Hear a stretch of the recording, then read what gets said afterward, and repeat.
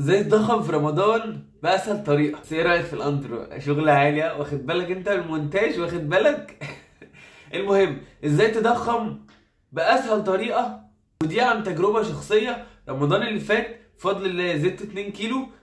طبعا الموضوع ما كانش سهل طبعا، ولكن يعني مش لدرجة انك تثبت. هي احسن اكيد من انك تثبت، واحسن من انك تخس. في ناس بتقعد سنة بتتمرن وثابتة على نفس الوضع. لا، احنا مش عايزين كده. ان شاء الله في رمضان هتزيد، يعني هتزيد. اليوم 24 ساعة، احنا بنبقى صايمين 12 ساعة، بيتبقى لنا 12 ساعة. فعشان كده وقت الاكل بيبقى اقل شوية. اهم حاجة انك ال 12 ساعة دولت بتاكلهم كلهم. قاعد بتاكل في ال 12 ساعة. اجي اكلمك الصبح الاقيك بتاكل، اكلمك بالليل الاقيك بتاكل، اكلمك قبل السحور الاقيك بتاكل في كل وقت. الاكل دوت تكون كميته صغيره، عشان طبعا انت لو كلت كميه كبيره مش هتعرف تاكل طول اليوم. فكميه صغيره، كميات صغيره، كميات، شويه سوداني، شويه مكسرات، فاكهه. طول ما انت قاعد كل فاكهه، كل فاكهه. المجففه كمان، الفواكه المجففه في سعرات عاليه قوي. تمر، اسمه ايه، التين المجفف، والمشمش المجفف، وايه تاني، والقراصية. كل دول فيهم سعرات. اي حاجه مجففه فيها سعرات عاليه. فخد لك بتاع 50 جرام كده مع شويه مكسرات. وجبه ممتازه. والاهم انك طبعا لما بتيجي تاكل ما بتملاش بطنك للاخر. ليه يا سيدي؟ انت دخلت في الفطار على طول، دبتها، كلت لغايه ما بطنك اتملت، ولا هتقدر تنزل تصلي. هتقعد شبعان لغايه الساعه 12 واحده بالليل. طب بالله عليك ده يرضي ربنا؟ انت راجل مثلا محتاج 3000 سعره. 3000 سعره دول ما ينفعش تاكل 2000 سعره و1000 سعره. مستحيل. صعب تاكل 2000 سعره في وجبه واحده، مستحيل. هتتعب جامد، وجهازك الهضمي هيستغيث، مش هيكمل معاك. فاهمني؟ فحافظ على جهازك الهضمي عشان هو الجوهره اللي في ايدينا دلوقتي. يعني هي مثلا 500 سعره، بعد كده 1000 سعره، بعد كده 500 سعره تاني، بعد كده 1000 سعره تاني. هتلاقي نفسك في اخر اليوم كلت 3000 سعره، بس في كام وجبه؟ في 5 وجبات. والوجبه قد ايه؟ قد كده. شويه سوداني 100 جرام ب 500 سعره، بس 100 جرام زبيب و100 جرام تمر 500 سعره، خلصت. فاهم؟ فما تاكلها، ما تدبهاش كده. عارف الدبه دي؟ لا غلط، ما تدبهاش. انا عارف انك جعان والله، انا عارف. وعارف عضلاتك دبلانه، يعني عارف والله. وكمان كتر من السناكس. اهم حاجه تسناكس. اقعد سناكس طول اليوم. اقعد سناكس.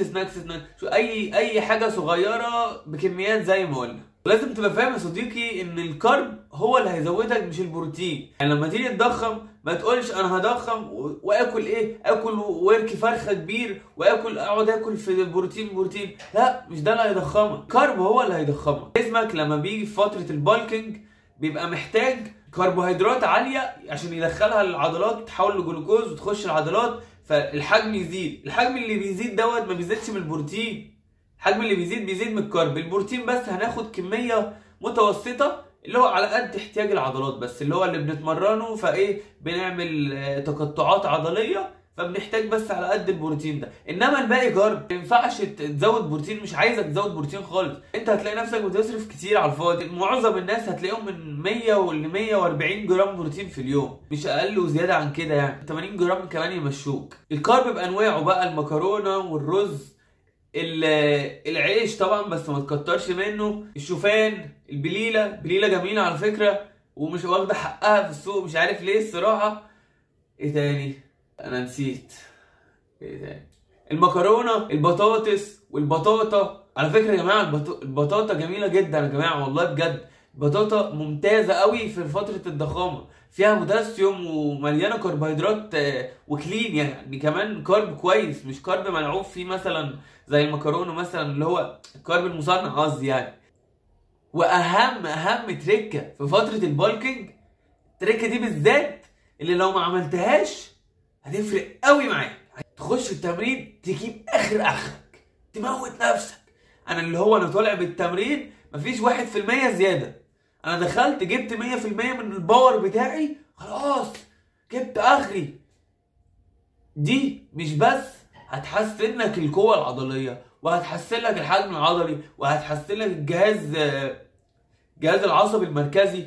بس طبعا التكنيك اهم حاجه يا فورمه، اوعى التكنيك هتلاقي نفسك بتلعب بال50.5 عدى. بالله عليك مش عايز اشوف الاشكال دي، بالله عليك يا اخي. التركه البديهيه واللي الناس كلها بتعاني منها، النوم يا باشا. النوم هو المستشفى اللي بنخش لها كل يوم.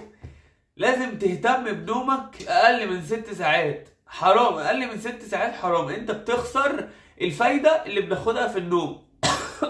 صوتي اتنبح، انا صايم خلي بالكم، انا صايم. هرمون اسمه الجروث هرمون، هرمون النمو اللي موجود عند اي حد في الدنيا. الهرمون دوت بيبقى وظيفته بيخش يصلح الخلايا التالفه، وكمان بيكبر عضلاتك. الهرمون دوت بيزيد قوي بالليل واحنا نايمين، فتره النوم دوت بيزيد. طول ما انت نايم هو شغال، اول ما تصحى بيقل، يقعد يقل. لكن فتره النوم ديت بيقعد بيزيد بشكل ايه؟ بشكل تدريجي كده. لما بتنام انت فتره قليله ما بيلحقش يزيد. لما بتنام في وقت متقطع ده برضو غلط. لازم ال8 ساعات ستريت كده مره واحده تاخدهم كده دبه واحده من غير ما تصحى فيهم. اللمض مفيش اي حاجه شغاله، النور الازرق بعيد عنك، تمسكش التليفون.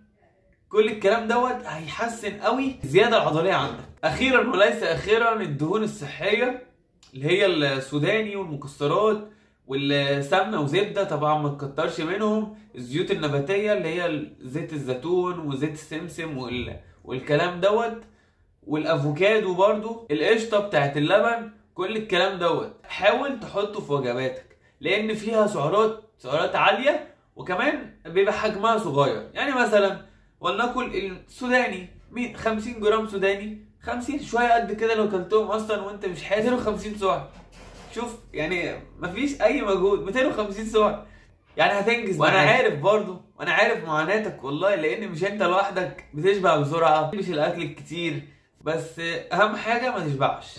دي نصيحه بجد اللي هتفرق معاك، ما تشبعش، اوعى تشبع. كل طول اليوم. ممكن تدوس على نفسك لو انت مش قادر تخليهم 5 وجبات. يعني مثلا انت مش قادر تخليهم 5 وجبات، فنبدا نخليها 3 وجبات، وتبدا بقى تدوس على نفسك تخلي الوجبه مثلا كبيره، ودوس على نفسك فيها كل كميه عاليه طبعا، لان طبعا في وجبتين زياده، فهنقسم الوجبتين دول على ال3 وجبات التانيين. والنصيحه الاخيره انك تلعب كارديو.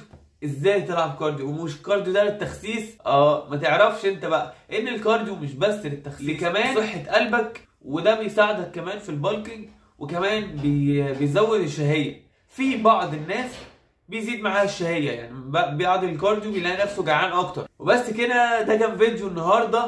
ما تنساش ان رمضان فرصه ذهبيه انك بس تقرب من ربنا، ده في المقام الاول. ما تنساش ورد القران وورد القراءه، ما تخليش الدنيا تسحلك معاك. بس كده، لو عجب الفيديو ما تنساش الاشتراك ولايك، اكتب لنا في التعليقات عايز ايه تاني. ان شاء الله قريبا هننزل لكم فيديو امتى تتمرن في رمضان.